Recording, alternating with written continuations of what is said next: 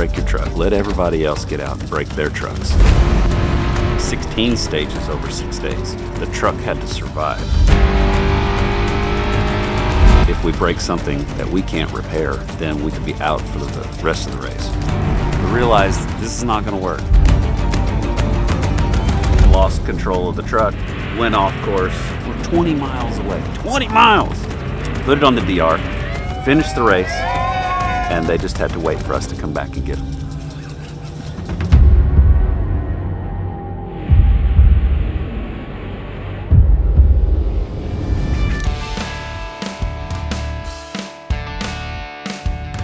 With a lot of the roads and a lot of the race course that we drove, and with some encouragement from friends and family, we decided to bring the DR down here and race.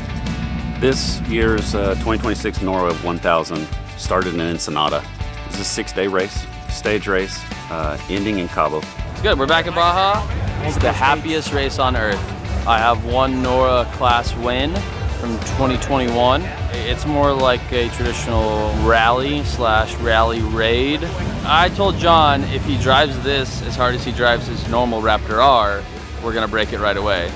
So the idea is that we're gonna keep him reined in and we're gonna have a nice little Raptor run style drive and forget that the clock's there. So, a very small team. John and Hudson are driving. Evan's driving the chase truck with the trailer, and Emily and I are driving John's Raptor R. They're gonna finish, and we're all gonna have a blast. Even if we don't finish, we're gonna have a blast.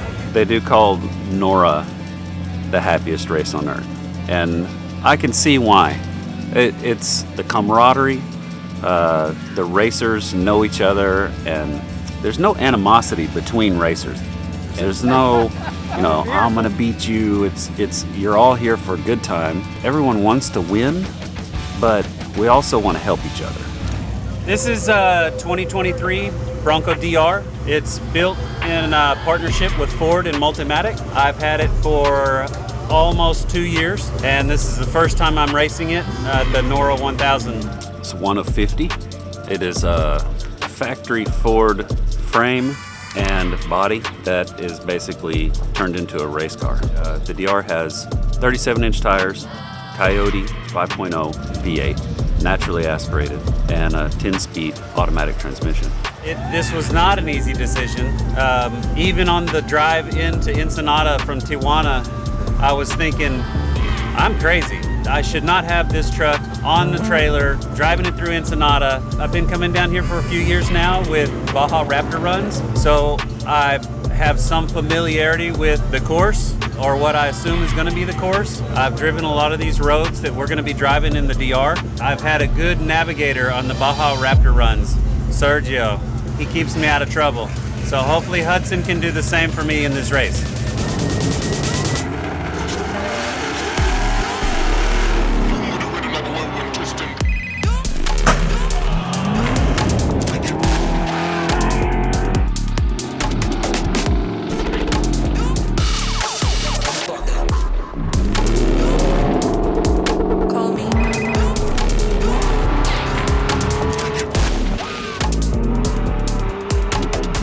We're all on course at the same time, but we're not all competing for the same spot in our class. So one of the coolest things for me was seeing these guys in their 60s and 70s buggies with the open face helmet and goggles on, and you feel like, you're in an old movie.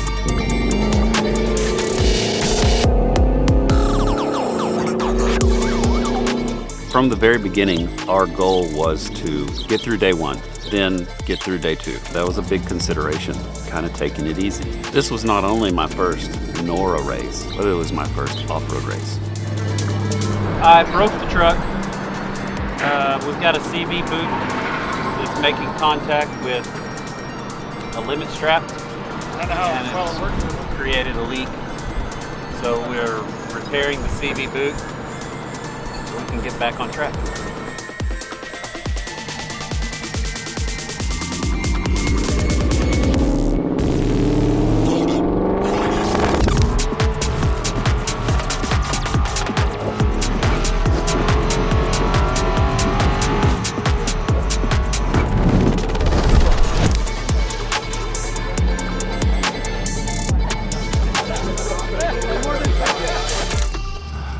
I wasn't sure if this was going to be a one and done or if this was going to be something that I just get hooked and don't want to miss a race.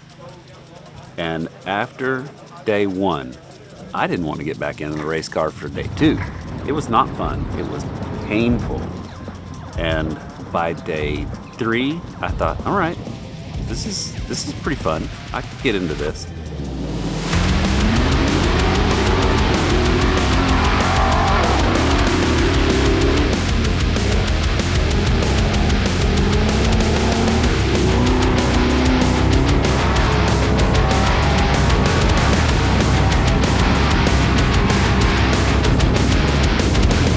By day 4, 5, and 6, I'm already thinking, what's the next race? Where are we going? The terrain varies from basically sandy beach and road to Rocky Mountains, really big whoops in San Felipe. Didn't like that part. This whole experience was a learning experience. You know, we learned what we need to do with ourselves, with our team. It was slow at first in the whoops, but once we got away from San Felipe, it got fast and it was fun. Yesterday, I thought, maybe I don't want to do this anymore. Today, I want to come back next year. Right. But you cheated. You had pre-run all of these many times. Now we get down here and the roads are familiar, so. So you finally kind of recognize a lot of it? Yeah. Yeah, I think we're going to get a lot faster now. I need to get out and come see my abuela. Oh, abuela's there. From the beginning, Sean at YT Motorsports helped us with hotels, meals, logistics. He had a whole book printed out of the race course, the best pit locations, K markers. It was all laid out. Anybody needs anything, they were there. And you know, here we are, we're the new guys. We don't have much to offer as far as helping them, but they were all more than happy to help us in San Juanico. Jimmy and on the Riviera crew helped us with some hardware for our exhaust, brought us 11 gallons of fuel. Evan would go to him and say, okay, Kenny, where are we going today? How do I get there? You know, where's the best place to park? What should I do? How can I best help John and Hudson in the DR?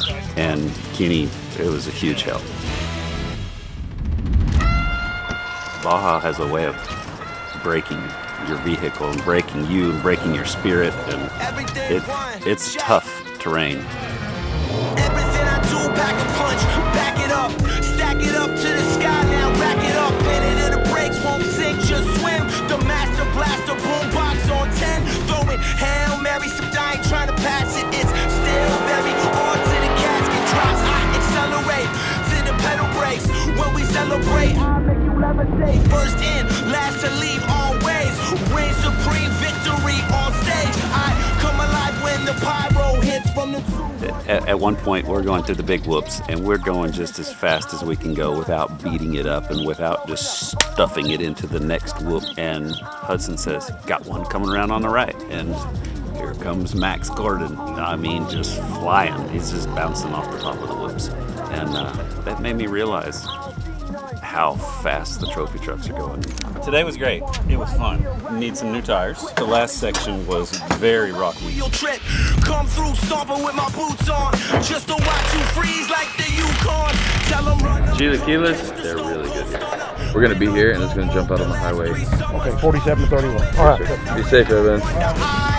Rip it, dip it, and die. Yeah, fish can fly. You better all look alive. Put your pride aside. I'm on the ride too high to come down now. I never could tell a lie. Opposition, I don't see none. Just me and me going up on a run. Competition, I don't need none. Just 1v1, v1, v1. It's all on, all year, all night. It's all on to the sunlight. Opposition, I don't see none. Just 1v1, v1, v1, v1. There were days when we did have some breakdowns, we did have trouble, and we would have to stop and we'd have to make repairs. Things that we didn't plan for, things we didn't expect, or we would have made some adjustments to the car before we even left the house. Last day, final stage, 20 miles from the final finish line, tie rod broke. We came around a corner, right-hand corner, and just lost control of the truck. Went off course, up into the trees. Was able to stop before, no damage. Did our best to do a little chicanata and make the tie rod stay in and be able to get to the finish line. We're 20 miles away. 20 miles! Didn't have the part that we needed to make the repair, to do it right. So we tried to fix it. It lasted about a mile. Made another repair, went about another mile. We realized this is not gonna work. We don't have enough, well, I think we were using hose clamps to try and hold the tie rod in. We found a good place to pull off. We were close to a public road, so the chase truck could get to us and bring us some parts, and we could run up onto the road, grab the tie rod, come back down, put the new tie rod on. We had just passed a bunch of people, and everyone's there. This is their Super Bowl. This is the big event, the off-road racing, and it's driving right by their houses on their roads that they commute on every day. And they're out cheering us on, and when they see us broken, they come down, they want to help. Kids come running, guy pulls up in his truck, another guy comes down on his motorcycle. What do you need? What can we get you? How can we help? Fortunately and unfortunately, we needed a tie rod nut, and the chase crew did not bring a tie rod nut. They were in the Raptor truck, not in the chase truck. So we didn't have all of the hardware kits and everything that's in the truck. So we robbed a part off of the Raptor truck, put it on the DR, and we got the truck fixed.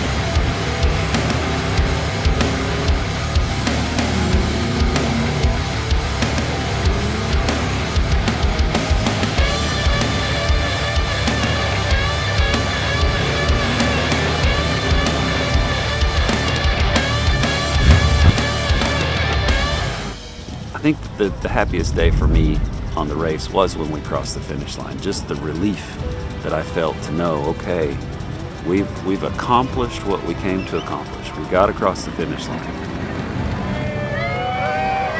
Can't wait to do it again. We're in Cabo. I'm hot and sweaty, but I'm happy to be here. We finished. I really thought we were going to come in second today, and I think we're probably going to get third overall in our class. Boy, we tried. I have beginner's luck, I guess, and a lot of good help, and a lot of good advice. A lot of people here and at home cheering us on. I had a great navigator. Could not have done it without him. I'm waiting for it. They not only finished, they still look good. Look at this Bronco. It's like perfect shape. A little dusty, but that's what we came for. I'm so proud of these guys. What they did isn't doable by anybody, just them. Yeah, we lost one position sitting there, and that was a bummer. We had worked really hard to get to where we were, and then to see another car that we had been competing against all week pass by as we're broken. And we'd been sitting there for over half an hour. So we had a really good advantage. We had a really good lead and lost it. So it's okay. Next year, we'll be better prepared. Next year, we'll be ready. We'll be a lot more competitive at the next race.